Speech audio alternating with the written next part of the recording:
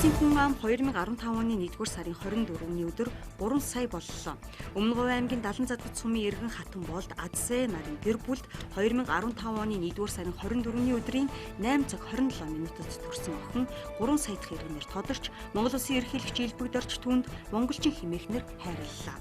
Засгийн газраас 3 сая дахь иргэнээ 70 сая хүртэл төгрөгийн мөнгөн шагналаар шагнасан бол 3 сая дахь иргэнтэй нэг өдөр төрсэн 181 үе чадцуутанд тус бүр 3 сая төгрөгийн тэтгэлэг олголоо.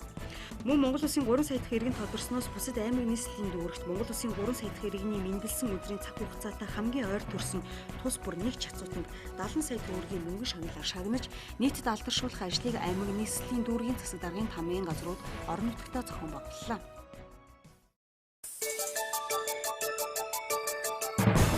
Монгол Улсын ерөнхий сайд сайхан бэлэг Арабын нэгдсэн Эмират улсад 2015 оны 5 дугаар сарын 19-ноос 21-нд айлчлах үеэрээ Арабын нэгдсэн Эмират улсын Дубай хотноо Rio Tinto Group-тэй оюутлогын далдуурхан бүтээн байгуулалт санхүүжилтийн төлөвлөгөөнд талууд гарын үсэг зурлаа. Уг төлөвлөгөөгөөр Монголын тал төслийн өгөөжийн 54.9% хүртэн хэмээн ерөнхий сайд мэдгдсэн юм.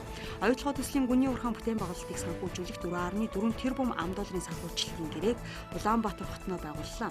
Оюутлогын төсөлд 4.4 тэрбум ам.долларын санхүүжилтийг дэлхийн 15 банк санхүүгийн байгууллагад олгосноор далдуурхан бүтээн байгуулалт 2016 оны эхний үеэрэлд эхэлж 5-7 жилийн хугацаанд үргэлжлэх юм а.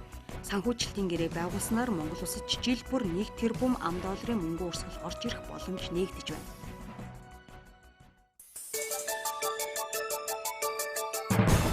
Монгол Улсын засгийн газрын тогтоолоор их Монгол улсын 5 дахь хаан Юан гүрнийг үндэслэгч Хувлаа мэндэлсний 800 жилийн ог тэмдэглэн түүний Монгол төдийгүй дэлхий дахины түүхэнд гүйцэтгсэн үүрэг өв соёлыг судлан сурталчлах дурсгалыг мөнгөчүүлэх үйл хэргийг өргөмжлөлөө.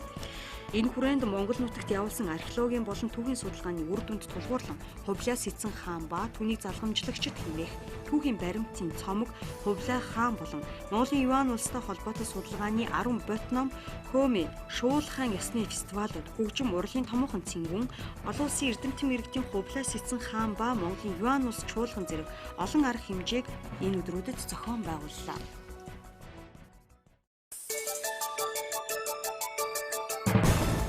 Монгол Улсын ерөнхийлөгч Илбэгдорчийн санаачилсан шилэн дансны хууль 2015 оны 1-р сарын 1-ээс хэрэгжиж эхэллээ. Уг хуулийн дагуу яам аягандлаг аймаг нийслэл сум дүүрэг зэрэг төсвийн 5,000 эрх баригч, төрийн болон орон нутгийн оролцоотой компани, улсын үйлдвэрийн газар зэрэг 360 байгууллага шилэн дансны тухай хууль журамд заасан мэдээллийг цаг тухайд нь цахим хуудасаараа дамжуулан олон нийтэд мэдээлэх үүрэг хүлээсэн юм а. Ингэснээр төрийн болон орон нутгийн өмчөөр бараа ажил үйлчилгээ худалдан авах зэрэг бүх мэдээлэл ил тод болж төрийн ажиллагааг ард иргэд хянах бололцоо бүрдэж төрийн үйл ажиллагааг нээлттэй тунгалаг болгож байгаа юм а. Түүнчлэн улсын их хурлын намрын чуулганаар хамтын тэтгэврийн тухай хууль батллаа. Хуулиар нас барсан иргэний эхнэр эсвэл нөхөр тэтгэврийн тодорхой хувийг үргэлжлүүл авах юм. Нийгмийн даатгалын шинтгэл 20 жил төлсөн, 15 жил хамт амьдарсан гэр бүлд хамтын тэтгэврийн эрх үүсэх ба улсын их хурл хамтын тэтгэврийн доод хязгаарыг 20-оос доошгүй хувиар байхаар тодорхойллоо.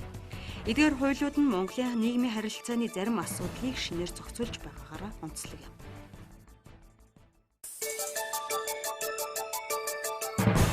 Монгол Улсын их хурл Европын аюулгүй байдал хамтын ажиллагааны байгууллага парламентын ассамблеийн 2015 оны намрын ээлжид хурлыг Улаанбаатар хотноо энэ оны 9-р сарын 15-наас 18-ны өдрүүдэд зохион байгууллаа. Уг хурал 47 улсаас 300 гаруй төлөөлөгч олон улсын 13 байгууллагаас 19 төлөөлөгч оролцлоо. Парламентын ассамблеийн 2015 оны намрын хурал Европын аюулгүй байдал хамтын ажиллагааны байгууллагын бүс нутаг болон олон улсын түвшинд их аюулгүй байдлын сорилт бэрхшээлүүдийг хэлэлцэх нь бүс нутгийн хамтын ажиллагааг бэхжүүлэх парламентчдын гүйцэтгэх үүрэг сэдвийн дор болсон юм. Уг хурлыг амжилттай зохион байгуулж чадсан нь Монгол улс олон улсын хэмжээнд манлайлагчийн түвшинд ажиллах боломжтой гэдгийг харууллаа хэмээн Европын аюулгүй байдал хамтын ажиллагааны байгууллагын парламентын ассамблеийн ерөнхийлөгч Илка Каньерва онцлон тэмдэглэсэн юм а.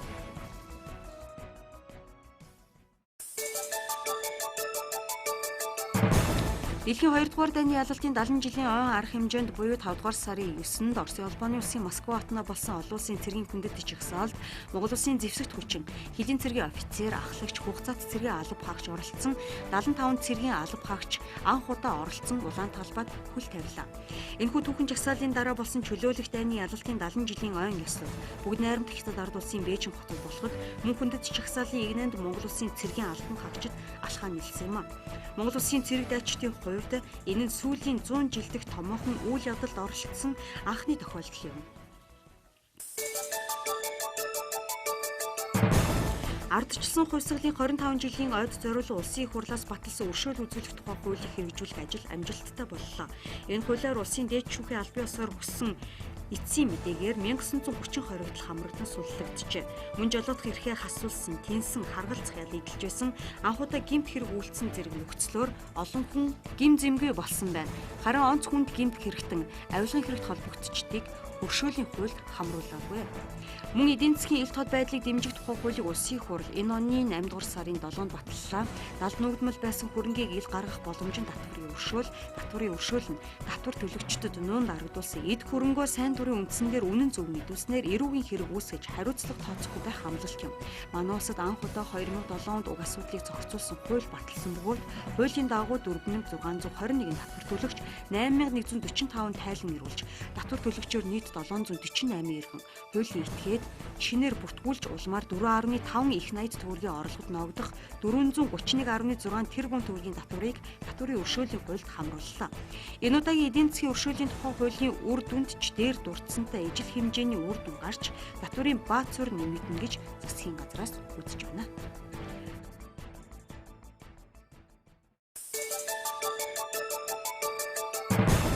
Намиби Виндхук хотноо энэ сарын эхээр болсон ЮНЕСКОгийн соёлын биет бус өвийн засгийн газрын хоорондын хорооны ээлжид 10 дугаар хуралдаанаар Монгол малчин түмний инх хөөслөх зан үйлийг ЮНЕСКОгийн яаралтай хамгаалах шаардлагатай соёлын биет бус өвийн жагсаалтанд бүртгэлээ. Ийхүү манай улсын 13 дахь өв ЮНЕСКОгийн соёлын биет бус өвийн жагсаалтанд бүртгэлээ. Мөн бүгд найрамдах Франц улсын нийслэл Парис хотноо 11-р сарын 31-нд болсон ур амьсгалын өөрчлөлтийн асуудлаарх нэгдсэн үндэсний байгууллагын суурь конвенцийн талуудын баг хурлын төр засгийн тэргүүн нарийн хуралдааны үеэр Улсын ерөнхийлөгч Илбэг Доржид Бурхан Халдан уул түүний хүрээлсэн тархилт газар нутгийг дэлхийн өвд бүртгэсэн батламж бичгийг ЮНЕСКОгийн ерөнхий захирал Бокова гаргууллаа.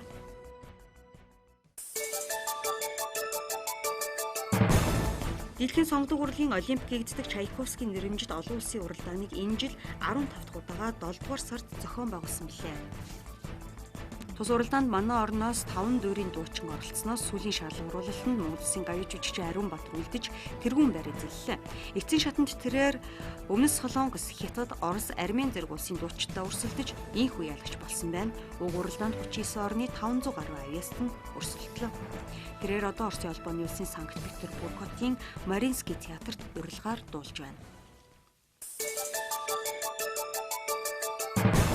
Энэ оны 8 дугаар сард 1 сая тонн цемент үйлдвэрлэх хүчин чадалтай Монполимент группийн Монцемент цементийн үйлдвэр нээлттэй хийлээ. Манай улс жилд 2 сая орчим тонн цемент хэрэглэдэг. Үүний 1 сая тонныг хуурай аргын технологиор үйлдвэрлэх хүчин чадалтай.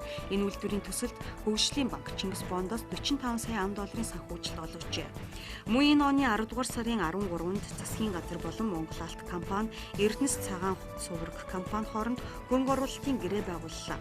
Гэрээ нь 2013 оны сүүлээс хэрэгжсэн хөрөнгө оруулалтын тухай хуулийн хүрээнд байгуулж буй анхны гэрээ боллоо. Цагаан суврагын үйлдвэр дээд хүчин чадлаараа ажиллахад жилд 14.6 сая тонн хүндрэ боловсруулж 310 мянган тонн зэсийн 4 мянган молибдены баяжмал үйлдвэрлэнэ. Төсөл хэрэгжснээр улсын төсөвт татвар хурамж хэлбэрээр 3.3 их найд төгрөг буюу жилд дунджаар 185 тэрбум төгрөгийн хөрөнгийг төлөвлөх юм. Мөн 1000 гаруй монгол иргэн ажлын байртай болно. Энэ өдөр мөн Хөх цавын цемент шахуу үйлдвэр төслийн хөрөнгө оруулалтын гэрээг байгууллаа.